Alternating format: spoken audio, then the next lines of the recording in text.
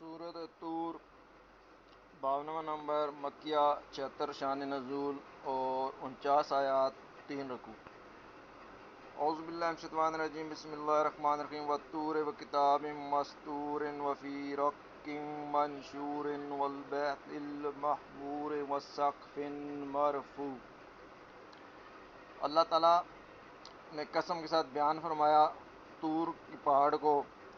اور اس لکھی کتاب کو جو کھلے دفتروں میں رکھ منشور میں ہے، جو بیت معمور، اور ان تمام کی قسم بلند چھت، آسمان، بحر مسجور، جو سلگائے ہوئے سمندر جو قیامت کو دن سلگا دیے جائیں گے۔ اللہ نے بتا دیا کہ ان عذاب ربک لواقع، بے شک تیرے رب کا عذاب ضرور ہونا ہے۔ پچھلی صورت میں بھی اللہ نے اسی طرح ارشاد فرمایا کہ ان عذاب ربک لواقع، بے شک تیرے رب کا عذاب ضرور واقع ہونا ہے۔ قیامت کا انکار کرتے تھے تو اللہ تعالیٰ نے آخری یہ جو صورتیں ہیں 30ویں 28ویں 29ویں پارے کی، اس کے اندر حشر کے بارے میں ہی بار بار بیان فرمایا، جنت جہنم کے بارے میں، قیامت آخرت کے بارے میں۔ تو اللہ تعالیٰ نے یہاں پر یہ اضافہ کر دیا ما لہ من دافع، اسے کوئی ٹالنے والا نہیں، اس کے سوا کوئی مشکل کشا نہیں، کوئی غوث نہیں، کوئی کتب نہیں، کوئی داتا نہیں، کوئی کھوٹیاں کھریاں نہیں کر سکتا، کوئی اس ٹائم ناصر نہیں بن سکتا، کوئی اس ٹائم منصور نہیں بن سکتا، کیونکہ جب اللہ کا عذاب واقع ہو جائے گا تو اس کو کوئی دافع کرنے والا، کوئی مشکل کشائی کرنے والا نہیں ہوگا۔ لہذا شرک سے باز آؤ، کفر سے باز آؤ، بدعت سے باز آؤ، اس قرآن کو جھٹلانے سے باز آؤ، اس نبی کا انکار کرنے سے باز آؤ۔ تو اللہ تعالیٰ نے قیامت کی ہولناکی کو بیان کر کے اسی کی طرف اشارہ فرمایا کہ جس دن آسمان ہلنا شروع ہو جائے گا، یہ پہاڑ ریزہ ریزہ ہو جائیں گے، چلنا شروع ہو جائیں گے، اس دن مکذبین کے لیے خرابی ہوگی، جہنم ہوگی۔ اللہ زینہم فی غودن، آج جو ہے وہ غودن یا لبون، کھیل کود کے اندر جو ہے نا مشغلوں میں غور و غود کر رہے ہیں۔ یوم یدعون الی النار جہنم دا، اس دن دھکے دے کر ان کو جہنم میں ڈالا جائے گا۔ ظاہر ہے خوشی سے تو جہنم میں کوئی چھلانگ نہیں لگائے گا، تو انہیں فرشتے پکڑ کر ان کے سر کے بالوں سے اور ٹانگوں سے اٹھا کر ایسے دھکیل دیں گے جہنم کے اندر، اور کہیں گے ہاذہ النار اللتی، ہاذہ النار اللتی، ہاذہ النار اللتی کنتم بہا تکذبون، یہ ہے وہ آگ جو تم جھٹلاتے تھے، تم کہتے تھے ہم ہڈیاں ہو جائیں گے تو ہم نہیں اٹھیں گے، اور ہم دنیا میں مال اور دولت والے ہیں، وہاں پر بھی ہمارے ساتھ یہی کیا جائے گا۔ اللہ تعالیٰ نے کہا کہ اب دیکھ لو، فسحر ھذا، کیا یہ سحر ہے؟ وہ کہتے تھے نا کہ یہ نبی ہے، یہ ساحر و مجنون، یہ جو سحر کر رہا ہے یا یہ مجنون ہے۔ تو اللہ نے جواب دیا فسحر ھذا، کیا یہ جادو ہے، یعنی کہ کیا یہ باطل چیز ہے؟ بلکہ تمہاری آنکھوں کے سامنے، انتم لا تبصرون، تمہیں نظر نہیں آ رہی، اس لوہا،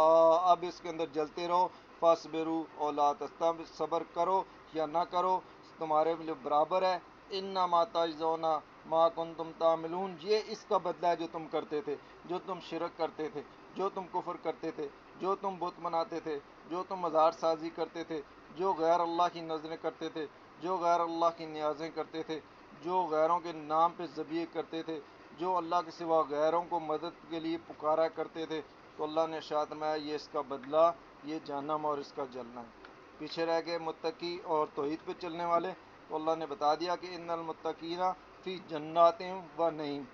جو مومن ہیں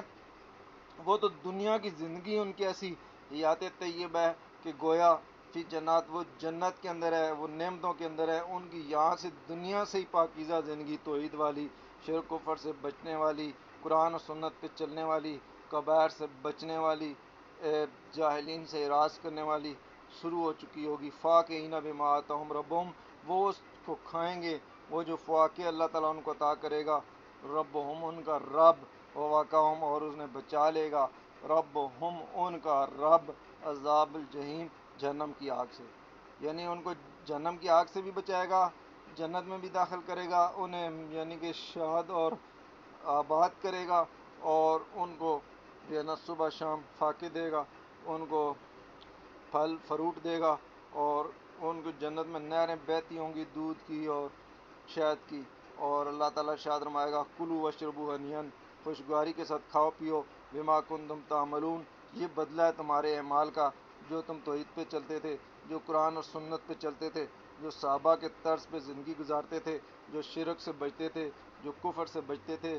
جو بدعات سے بچتے تھے، جو کبائر سے بچتے تھے، اس کے بعد پھر اللہ نے بتایا کہ تکیہ لگا کر قطار در قطار بیٹھے ہوں گے، ان کی بیویاں بڑی آنکھوں والی حوروں میں سے، والذین آمنوا جو ایمان لے آئے، واتبعتہم ذریہ اور جو ان کی ذریت نے جو ان کی پیروی کی، بے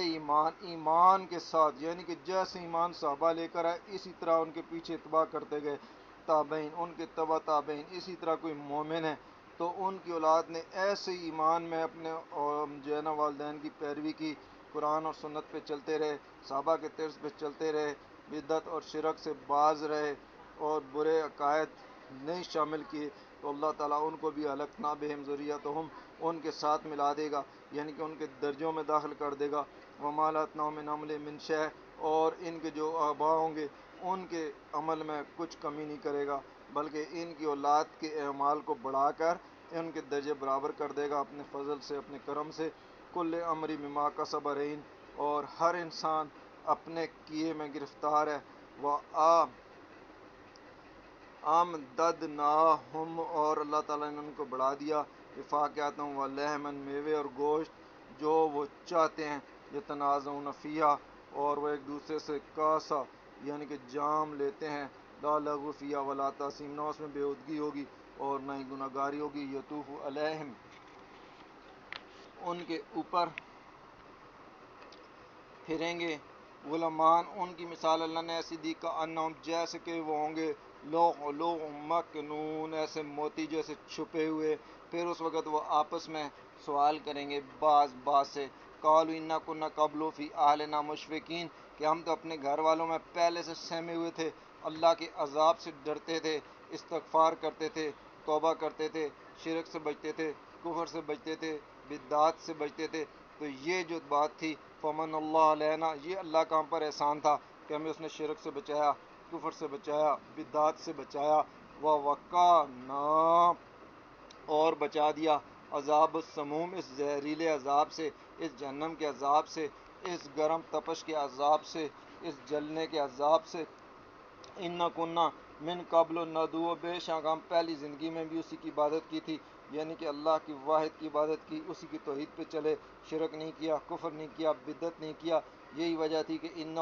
هو البر الرحیم اس نے ہم پہ احسان فرمایا اور رحم کیا، یعنی کہ وہ البر ہے اور رحیم ہے، فذکر تو پھر غور کریں، فما انت بنعمت ربک بکاہن ولا مجنون آپ اپنے رب کی نعمت سے کاہن بھی نہیں ہیں، مجنون بھی نہیں ہیں، اور یہ آپ کو جو شاعر کہتے ہیں ہم یقولون شاعر وہ بھی نہیں ہے، نتربصوا بہ ریب المنون اور وہ آپ پر حادث زمانہ کا انتظار کر رہے ہیں، تو یہ خود ہی جہنم میں جائیں گے کیونکہ آپ نے تو آگے مقام محمود پہ جانا ہے، جنت میں جانا ہے۔ تو یہ جب شاعر کہتے تھے تو ان کا اس بات میں اشارہ ہوتا تھا کہ شاعر کی ایک وقت ہوتا ہے کہ بہت اس کی اڑان ہوتی ہے، ہر طرف واہ واہ ہوتی ہے،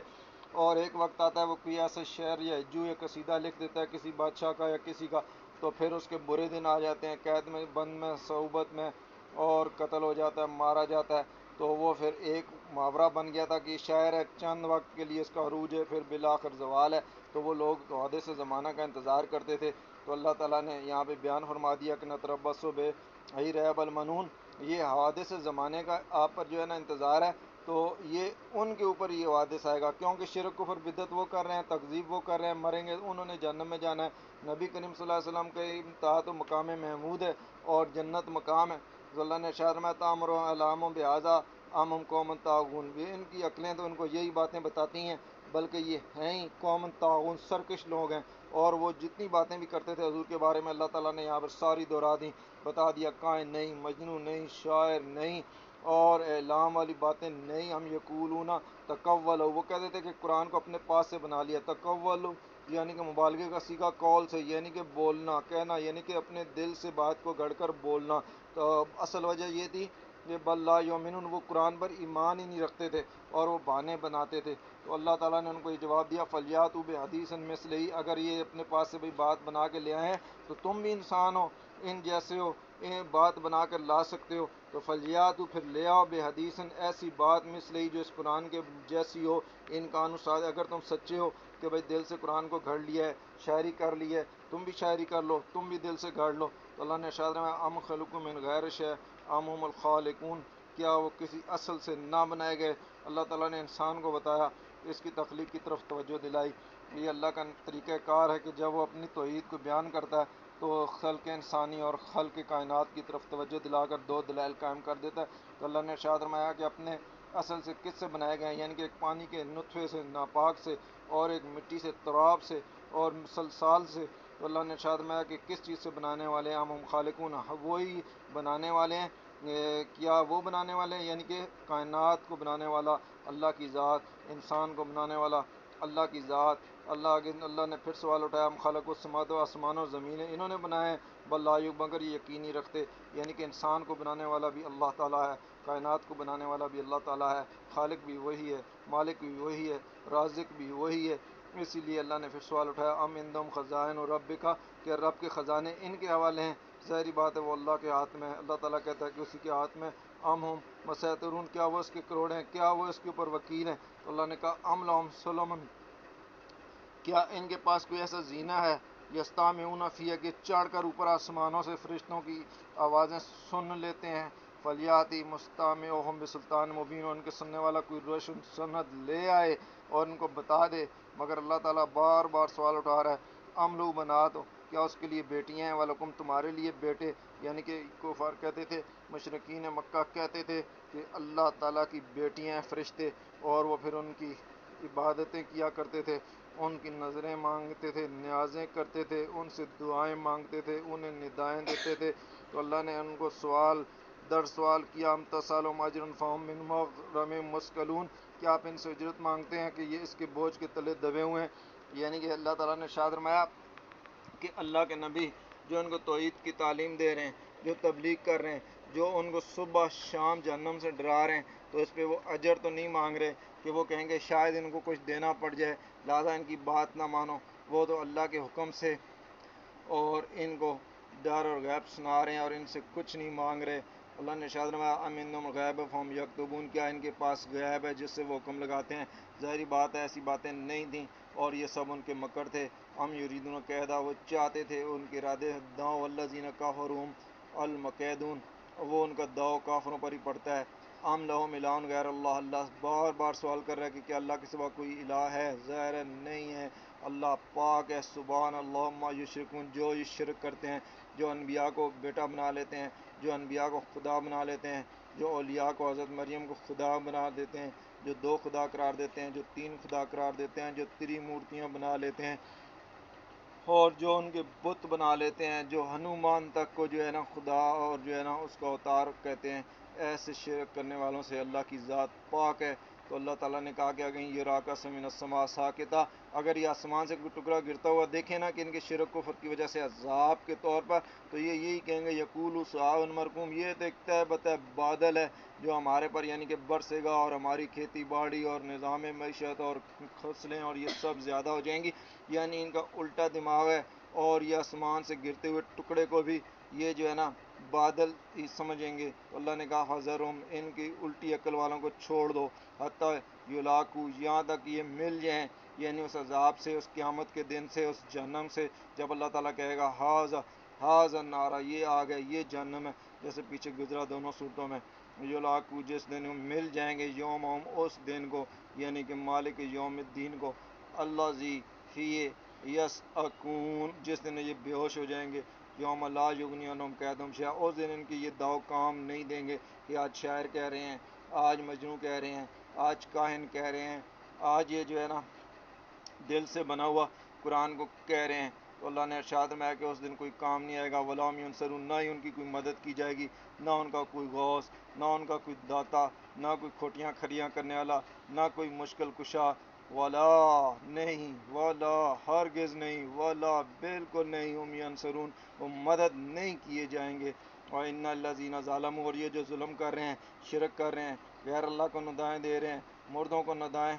دے رہے ہیں، تو اللہ نے کہا عذاباً دون ذالک، یہ جو دنیا میں عذاب کی ان کی زندگی ہے یہ تو چھوٹا سا عذاب ہے، اس کے بعد قیامت کا دن کا عذاب شروع ہونا ہے، ذالک، یہ ہے وہ عذاب ہے، مگر ولکن اکثرهم لا یعلمون، اکثر لوگ جو ہیں وہ جانتے ہی نہیں ہیں، انہیں معلوم ہی نہیں ہے، وہ اس پہ ایمان ہی نہیں رکھتے کہ قیامت قائم ہوگی اور اس دن ذرے ذرے کا حساب ہوگا۔ من یعمل مثقال ذرۃ